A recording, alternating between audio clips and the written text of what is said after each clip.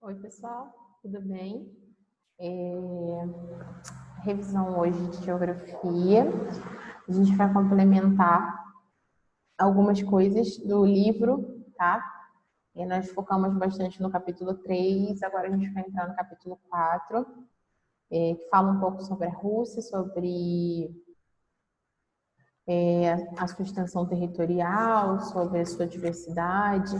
Fala também sobre a CEI, que é a Comunidade dos Estados Independentes. Só que o da CEI a gente vai fazendo uma aula separada, tá? Porque senão mistura história, a parte histórica com a parte física e acaba confundindo um pouco. Então hoje a gente vai falar brevemente sobre as características físicas gerais. Vou acompanhar o livro está aqui comigo, tá? A gente vai fazer mais a análise das informações dos mapas, para a gente aprender a ler os mapas, né? Como eu falo, que é sempre importante que a gente consegue tirar bastante informação dos mapas. Então, no capítulo 4, página 266, a gente vai começando a falar sobre a Rússia, que é, na realidade, o maior país que a gente tem, consegue ter terras em 2 continentes ao mesmo tempo, tanto na parte da Europa quanto na parte da Ásia. Por isso que a gente está dando continuidade, porque o capítulo 3 a gente falou maciçamente sobre a Europa, e como a Rússia também tem a parte europeia, então a gente não poderia deixar de falar dela. Então a gente vai falar um pouco sobre ela, ela é bem complexa, e a gente vai tentar falar um pouco da parte europeia e da parte asiática. Todo mundo sabe que o que separa a Europa da Ásia são os montes Urais, e o continente europeu e o continente asiático, ele possui um país em comum, né, que é a Rússia, que é a parte asiática e a parte europeia. Isso favoreceu bastante, até mesmo o inverno, durante as guerras, porque o exército russo já estava acostumado com aquele tipo de clima frio, então isso favoreceu bastante, por isso que eles conseguiram dominar alguns territórios. Isso a gente vai ver mais para frente, tá bom? Então, entre as regiões habitáveis do planeta, a Rússia tem um dos invernos mais rigorosos, a gente já sabe disso, né, que ela está no extremo norte do nosso globo, cortada justamente pelo Círculo Polar Ártico. Então, tem uma das temperaturas mais frias, tem a Sibéria lá, que chega a atingir menos 60 graus negativos. Tem também a parte da Rússia, que chega a 30 graus negativos. Então, é uma das partes que tem as temperaturas mais extremas de frias, né? Aí a gente vai analisar aqui, no mapa da página 268, como que formou esse território tão extenso. Nas legendas, eu sempre falo, gente, o mapa ele traz muita informação, às vezes mais informação do que o próprio texto em si. Então, essa parte onde tem esse mapa, ele fala exatamente sobre o expansionismo do Império Russo. Então, no mapa, ele já facilita, ele faz um mapa mental para você saber de onde que ele veio, para onde que ele foi, o que ele tinha e o que ele conquistou. Então, aqui no mapa, eu vou olhar para baixo, porque eu estou olhando o mapa para poder falar para vocês, tá? Então, no mapa, a gente percebe que ele tem uma variação de território russo que começou em 1581, aí depois teve de 1581 a 1579, por aí foi. Então, a gente percebe o quanto que esse território foi conquistado, né?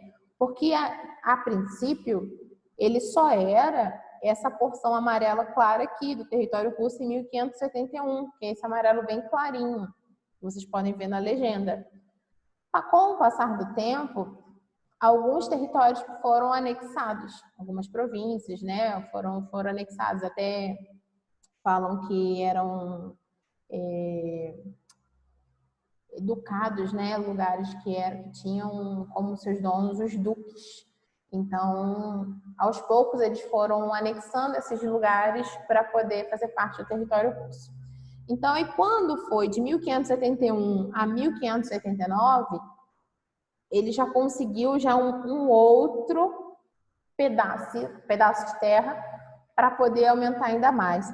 E aos poucos ele foi crescendo, crescendo. Então ele teve o território anexado entre 1598 e 1618. Aí a gente já pula lá para a parte de 1679, que é a parte verde, que é o território anexado em 1650 e devolvido à China depois, em 1679, por um tratado. Então, teve essas oscilações que a gente percebe nessas legendas. Então, às vezes, a gente, lendo o texto, a gente não tem essa dimensão de como que foi formado. Não era uma coisa única. Através de tratados, através de acordos, através de guerras, através de N fatores, ela se tornou o que ela é hoje, tá? Então, é um dos maiores territórios que possui montes rurais, que é o divisor natural, né, entre Europa e Ásia. Tem também o Oceano Glacial Ártico, que é a parte norte, né, a parte que banha. Tem o Mar de Barents, tem o Mar de Kara, tem o Mar de Laptev. Então, assim, tem muitas informações que a gente consegue tirar a partir somente de um mapa, tá bom?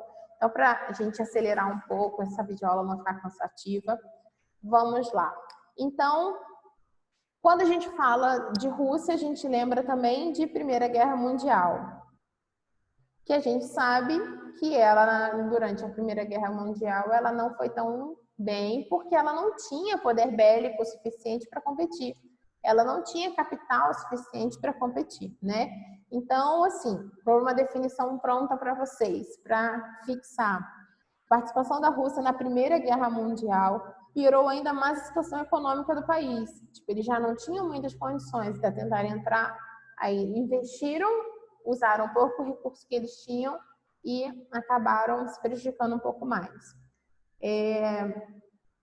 Piorou ainda mais a situação econômica do país, que militarmente era inferior aos outros países que participavam do conflito. A guerra tinha um custo elevado, o que aprofundou ainda mais os problemas econômicos e sociais do país. Tá? Aí a gente lembra também que na Rússia era a parte socialista. E o que eles visavam? O que eles queriam com essa visão? Quais eram as suas metas? Quais eram os seus objetivos? Era abolir a propriedade privada. Era lutar por igualdade.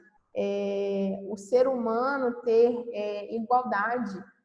Acabar com essas diferenças de classes. Então, o socialismo, ele visa isso. Que todos tenham as mesmas condições, que tenham as mesmas capacidades, que tenham as mesmas oportunidades.